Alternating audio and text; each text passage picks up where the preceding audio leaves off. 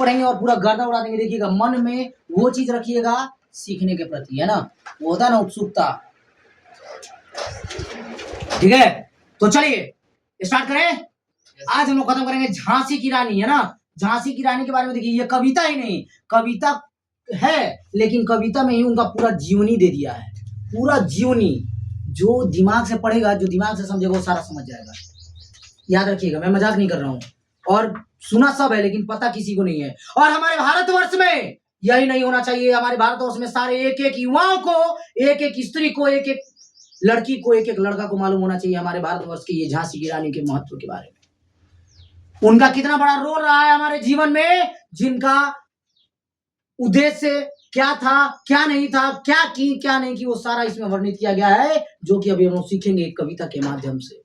सुनिए ध्यान से और समझिए क्या कहता है झांसी की रानी। झांसी की रानी की कवित्री कौन थी? सुभद्रा कुमारी चौहान। कुछ देर पहले याद करवाया गया था। Yes sir. तो कौन बोलेगा? बोलना है, तभी तो सीखेंगे।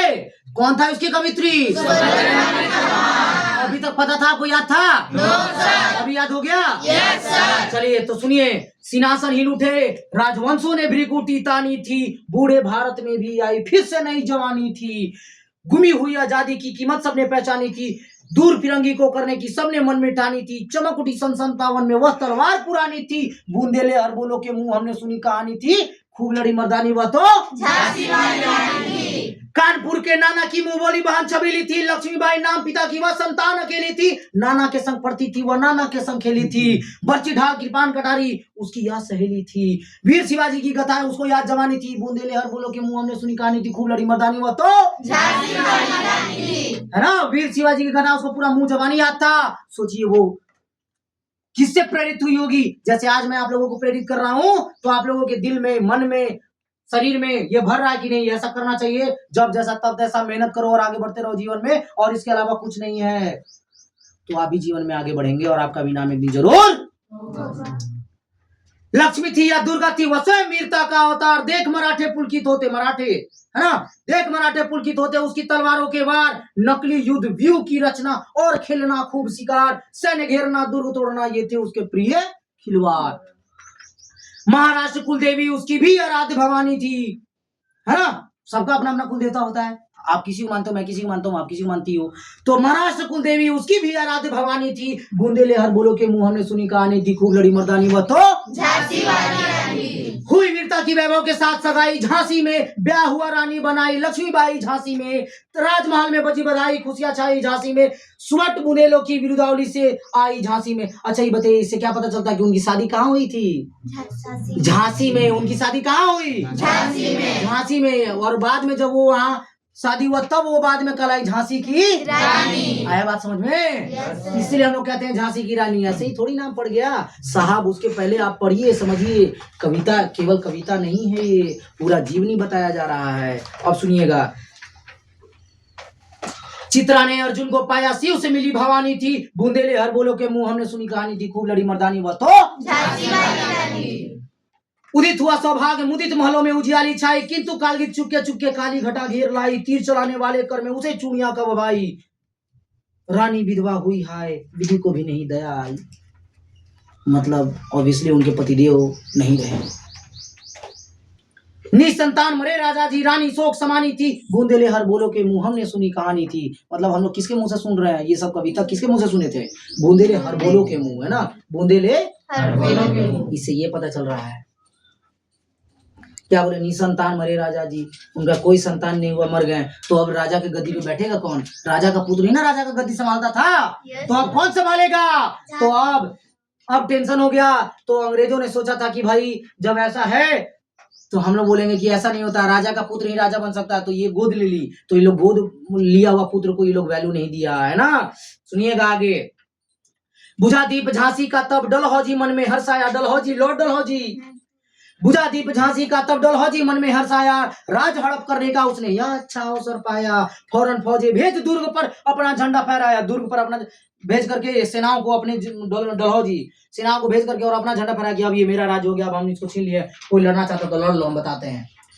लावारिस का वारिस बनकर ब्रिटिश राज झांसी में आया, अश्रुपूर्ण रानी ने देखा, अभी तो नहीं, अभी रो विलप कर रही थी, अश्रुपूर्ण रानी ने देखा झांसी हुई वीरानी थी, बूंदेले हर बोलो के मुंह हमने सुनी कहानी थी, खूब लड़ी मर्दानी वह तो झांसी वाली रानी थी। अनुनय विनय नहीं सुनता, विकट फिरंगी की माया, व्यापारी बंधया चाहता था जब यह भारत आया। कौन था? डलहौजी ने पैर पसारे, अब तो पलट गई काया, राजा उन नवाबों को भी उसने पैरों ठुकराया। डलहौजी जब आया तो राजा महाराज सब मेरा शासन है, किसी को फरियाद तो फरियाद मारो उसको, तो जिसका पावर ज्यादा रहेगा वही रहेगा। तो डलहौजी अपना झंडा फहराया और क्या बोला, रानी दासी बनी यह दासी अब महारानी थी, बूंदेले हर बोलो के मुंह हमने सुनी कहानी थी, खूब लड़ी मर्दानी वह तो श्री राजधानी दिल्ली की, लिया लखनऊ बातों बात, कैद पेशवा था बिठूर में, हुआ नागपुर का भी घात, उदयपुर तंजौर सतारा कर्नाटक की कौन बिसात, जबकि सिंध पंजाब ब्रह्मा और अभी हुआ था वज्र निपात, बंगाल मद्रास आदि की भी तो यह कहानी थी। मतलब सोचिए कितना क्षेत्र में फैला था। देखिए यहाँ कितने क्षेत्रों की बात कही जा रही है। छीनी राजधानी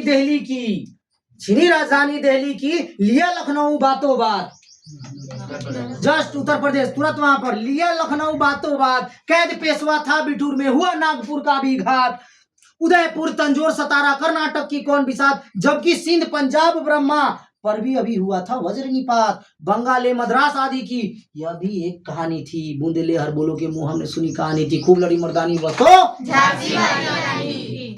और सुनिए, रानी रोई ने रनिवासों में बेगम गम से थी बेजार, उनके गहने कपड़े बिकते थे कलकत्ते के बाजार, सरेआम नीलाम छापते थे अंग्रेजों के अखबार, नागपुर के जेवर ले लो, लखनऊ के लो 9 लखा हार। मतलब उनका कपड़ा बेच दिया, कपड़ा लता सब ले लिया, सोना चांदी उनका जो जेवरात था वो सब बेचा रहा है, लो 9 लखा हार, 9 लखा सरेआम। हाँ, यो पर्दे की इज्जत परदेसी की हाथ बिकानी थी, बूंदेले हर बोलो के मुंह हमने सुनी कहानी थी, खूब लड़ी मर्दानी हुआ तो झांसी वाली रानी थी।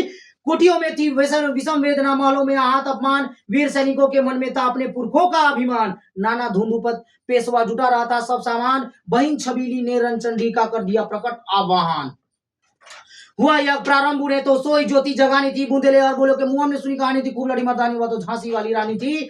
मालों ने दिया आग, झोपड़ी ने ज्वाला सुलगाई थी, यह स्वतंत्रता की चिंगारी अंतरंतम से आई थी, झांसी चेती दिल्ली चेती, लखनऊ लपटे छाई थी, मेरठ कानपुर पटना ने भारी धूम मचाई थी, जबलपुर कोल्हापुर में भी कुछ हलचल उकसानी थी, बूंदेले और बोलो के मुंह में सुनी कहानी थी, खूब लड़ी मर्दानी वह तो झांसी वाली रानी थी। इस स्वतंत्रता महायज्ञ में कई वीरवर आए काम, नाना धुंधुपत तातिया चतुर अजीमुल्ला सरनाम, अहमद शाह मौलवी ठाकुर कुंवर सिंह सैनिक अभिराम, भारत के इतिहास गगन में अमर रहेंगे जिनके नाम। ये लोग साथ दिया था सब। कौन कौन से, फिर से सुनिएगा। इस स्वतंत्रता महायज्ञ में कई वीरवर आए काम, नाना धुंधुपत तातिया चतुर अजीमुल्ला सरनाम, अहमद शाह मौलवी ठाकुर कुंवर सिंह सैनिक अभिराम, भारत के इतिहास गगन में रहेंगे जिनके नाम।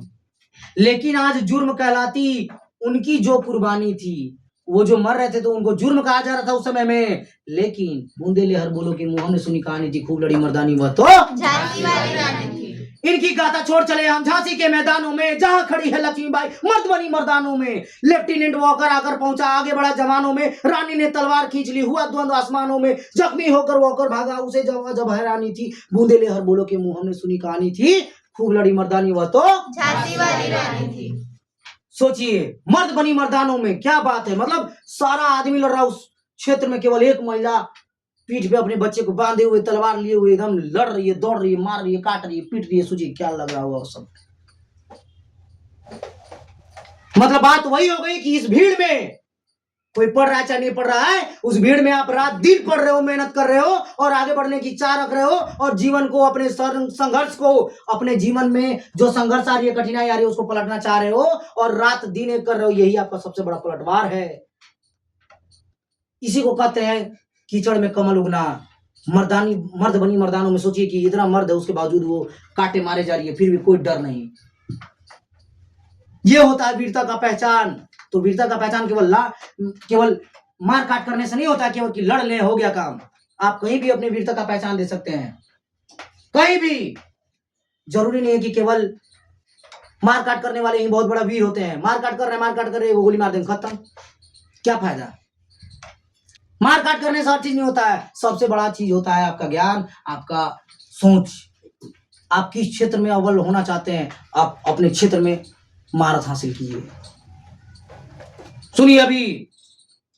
रानी बड़ी कालपी आई, कर 100 मील निरंतर पार, घोड़ा थक कर गिरा भूमि पर, गया स्वर्ग तत्काल सिधार।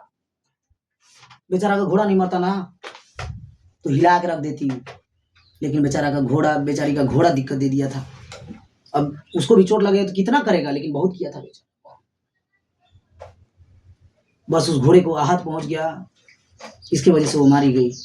नहीं तो किसी के माई के लाल में इतना पावर नहीं था कि वो रानी लक्ष्मीबाई को छू सके। और वो ऐसी स्त्री थी कि वो पराये मर्द से कभी चरण स्पर्श तक नहीं करती थी, किसी का नहीं। पराये मर्द का कौन है तुम, आई डोंट नो यू, खत्म। इंग्लिश नहीं बोलती थी, हालांकि उसमें हिंदी चलता था, है ना। सुनिए यहाँ पर, घोड़ा थक कर गिरा भूमि पर, गया स्वर्ग तत्काल सिधार। यमुना तट पर अंग्रेजों ने फिर खाई रानी से हार, विजयी रानी आगे चल दी, किया ग्वालियर पर अधिकार। अंग्रेजों के मित्र सिंधिया ने छोड़ी राजधानी थी, बूंदेले हर बोलो के मुंह हमने सुनी कहानी थी, खूब लड़ी मर्दानी वह तो झांसी वाली रानी थी। विजय मिली पर अंग्रेजों की फिर सेना घिर आई थी। अब के जनरल स्मिथ सन्मुख था। अब की बार जनरल कौन था? स्मिथ सन्मुख, है ना। स्मिथ, जो जनरल स्मिथ था वो सामने में था। जनरल स्मिथ कौन? General Smith. उसने मुंह की खाई थी, कान्हा और मंदिरा सखिया रानी के संग आई थी। कान्हा और मंदिरा जो सखिया थी उनकी, वो भी आई थी। युद्ध क्षेत्र में उन दोनों ने भी भारी धूम मचाई थी। मतलब वो भी अगर मेरा दोस्त है तो वैसा ही है, अगर हम पढ़ने वाला है तो मेरा संगति भी तो वही होगा।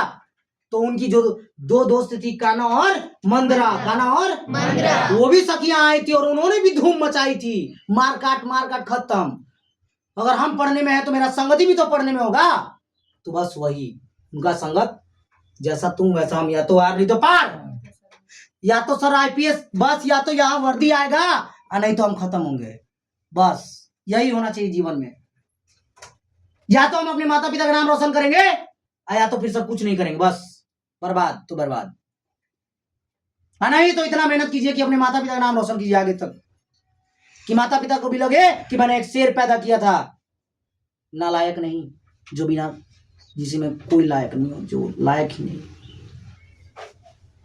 और सुनिए, पर पीछे ह्यू रोज आ गया, हाय घिरी अब रानी थी, बूंदेले हर बोले के मुंह हमने सुनी कहानी थी, खूब लड़ी मर्दानी हुआ तो झांसी वाली रानी थी। तो भी रानी मार काट कर चलती बनी सैन्य के पार, किंतु सामने नाला आया था यह संकट विषम अपार। घोड़ा अड़ा नया घोड़ा था, इतने में आ गए सवार। रानी एक शत्रु बहुतेरे होने लगे वार पर वार, घायल होकर गिरी सिंहनी उसे वीर गति पानी थी, बूंदेले हर बोलो के मुंह हमने सुनी कहानी थी, खूब लड़ी मर्दानी हुआ तो झांसी वाली रानी। बेचारा नया घोड़ा था, उसको क्या पता, वो जैसा था नॉर्मल वो अपना किया। उनका जो रियल घोड़ा था वो तो बेचारा इतना किया कि कितना को तो जिंदा दफना दी डायरेक्ट, कितना का गर्दन उड़ रहा होगा हवा में, कितना का हाथ लटक रहा होगा। सोचिए उसके पावर, उसके हाथ के तलवार में कितना पावर होगा, मार रही तो एक बार में खत्म। सोचिए वो क्या स्त्री थी जिन हाथों ने चूड़ियां थामी थी, वो हाथों ने आज तलवार थामी थी, खूब लड़ी मर्दानी हुआ तो झांसी वाली रानी थी। ये है नहीं, मैंने बोला, ये मेरा वाक्य था, हालांकि ये नहीं था, लेकिन फिर भी ये वाक्य अब अमर हो गया। आप ये वाक्य कभी भी सुनेंगे, इसके लेखक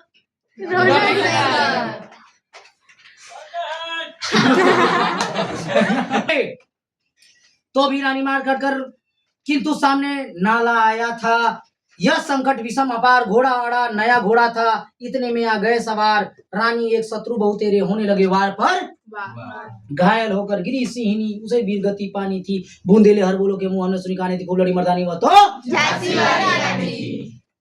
रानी गई सिधार चिता, अब उसकी दिव्य सवारी थी, मिला तेज से तेज, तेज की वह सच्ची अधिकारी थी। अभी उम्र कुल 23 की थी, 23 साल की थी ओनली।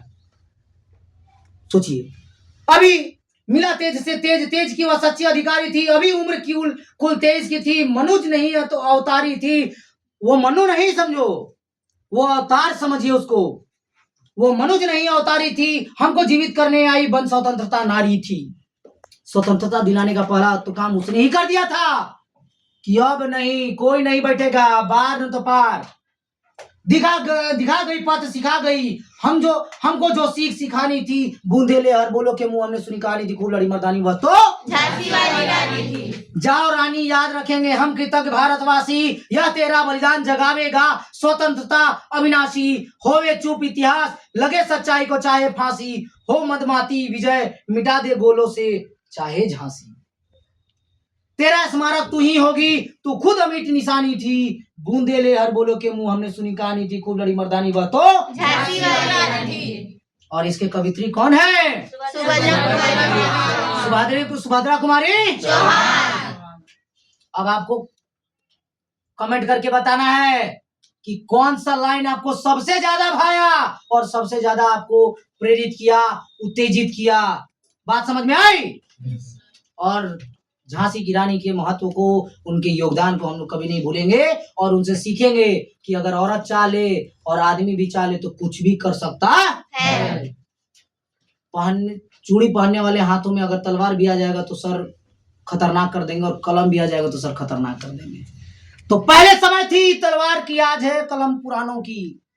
बूंदेले हर बोलो के मुंह हमने सुनी कहानी थी, खूब लड़ी मर्दानी वह तो झांसी वाली रानी। तो उस समय झांसी वाली रानी थी, इस समय पेनों वाली रानी उभर के आएगी। सर आया बात समझ में? Yes sir. और ये कलम की पावर को इस जनता को दिखाना है, डीएम सीएम बनकर दिखाना है।